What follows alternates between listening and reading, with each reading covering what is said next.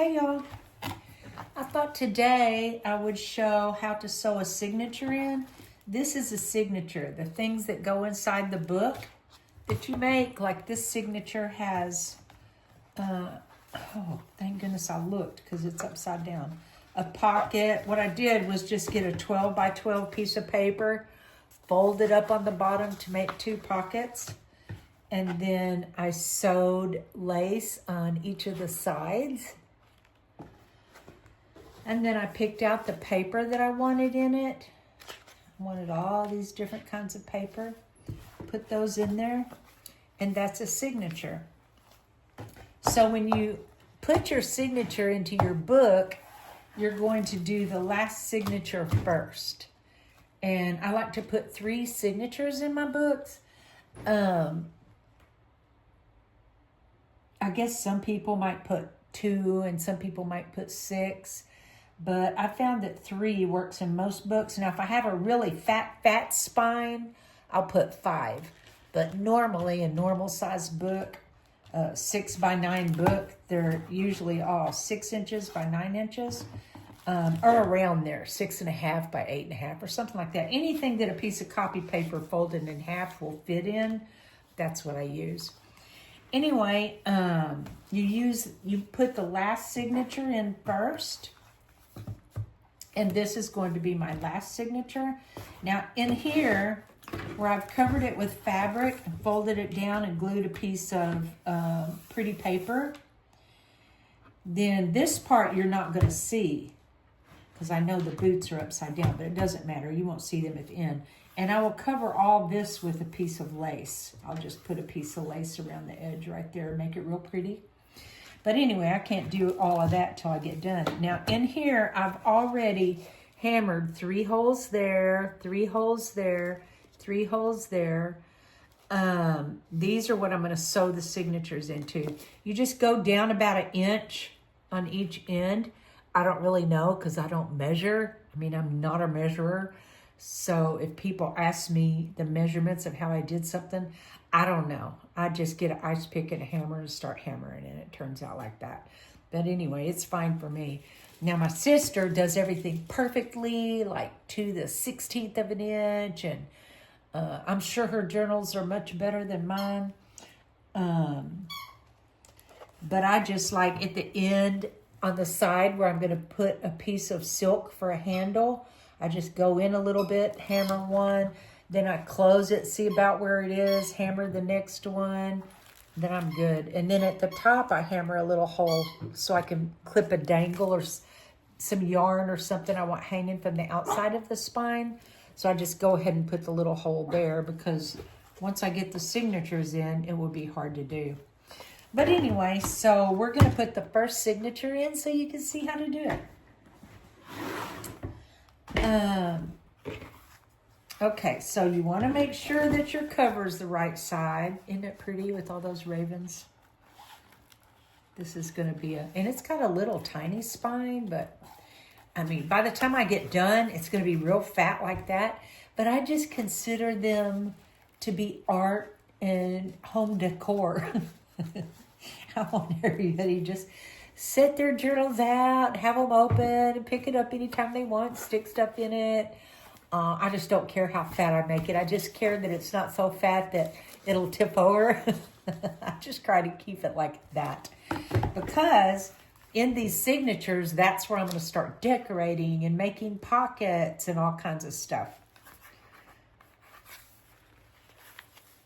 I want to make sure the pocket's on the right side. Nope. So the pocket's this direction and the book is this direction. Okay.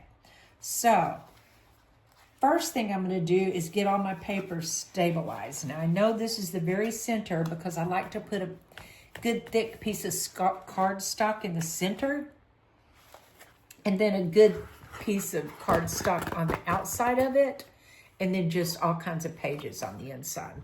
So I'm going to make sure all my pages line up and are good.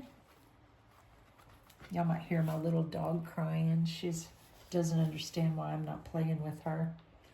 Okay, then I'm going to get 2 clips when I have it where I want it. And I'm going to stick these clips in there. And by the way, if y'all haven't read this month's Elle magazine, my daughter has a interview in there. So go get a copy of Elle and read it. It's so good. Anyway, okay. So now I'm going to get my ice pick and my hammer. And then I have this ruler that has these 3 lines on it. And I just use these lines for everything. Like I use these lines to hammer these holes, like 3 holes here, 3 holes on that line, 3 holes on that line. But I can't hammer it while it's on there. And see, I'm just going to stick it a little bit from that end and a little bit from that end. I don't really know how far. And then since this is black paper, I have a silver marker that I'm going to mark a hole. Mark a hole there. Sorry if my head gets in the way, y'all. I can't really see stuff. Okay, mark a hole there and mark a hole there. Anyway, normally I just use a Sharpie, but this paper's black, so a Sharpie won't work. Okay, now I don't need my ruler anymore. And then I'm just going to hammer 3 holes. And I know this envelope is sticking out at the top and the bottom, but I don't really care because that's how I roll. Anyway, 1. And I use a book to hammer on. Look at all these holes. And then just stick it in little, make sure that hole's good.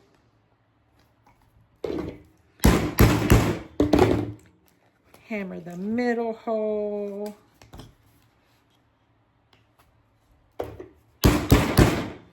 And hammer the bottom hole. Okay, that's all the hammering. You can let your ears relax now.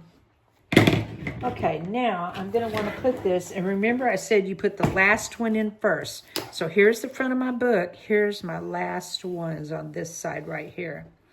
So I'm going to line this up and get my needle and thread. And how you measure your thread is 3 times the length of the book, or you can use any kind of string or rope.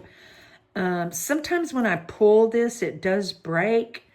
But I really, really like this. I just think it looks good. So there's 1, 2, 3, and a little extra.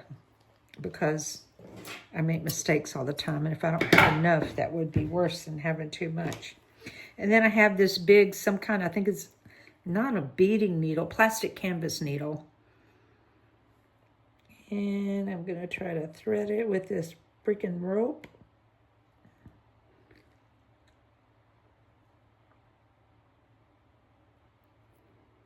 Okay, and then you just want 1 layer, so you're not going to pull this all the way down. You're just going to leave a little bit of it up there. Okay, so the first hole you're going to go through is the middle hole, and the middle hole here on the end.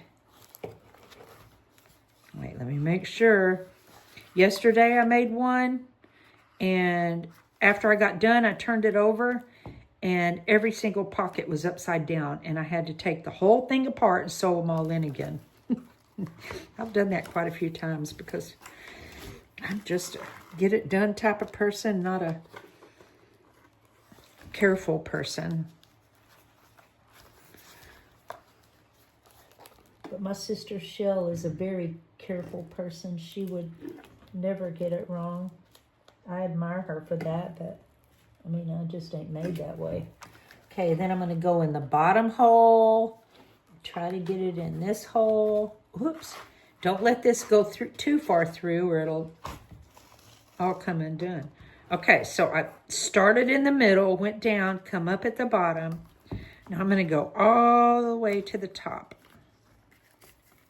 Uh-oh, our little string's getting away again. And then... did it go? Oh, no. Okay, I got to take it all apart because my little string that I tried so hard to protect wasn't protected. Okay, well, you'll get a chance to see it twice then. Okay. Let me Rethread it. And do it again, and this time leave more string out of the center hole. Okay, gonna go through the center of the book. Make sure it's right. There's the pocket. Come up through the bottom. Make sure you got the same hole that's on the outside. Okay, we go up again. Try not to pull that string through. Go all the way to the top and to the top of the book. And go through. So you have your string on one side and then this long string there. So now the hard one is going through the middle, but it's really not hard. It just seems hard.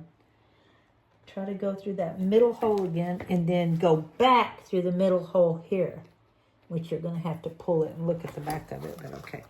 And you want this string to go on this side of this middle string.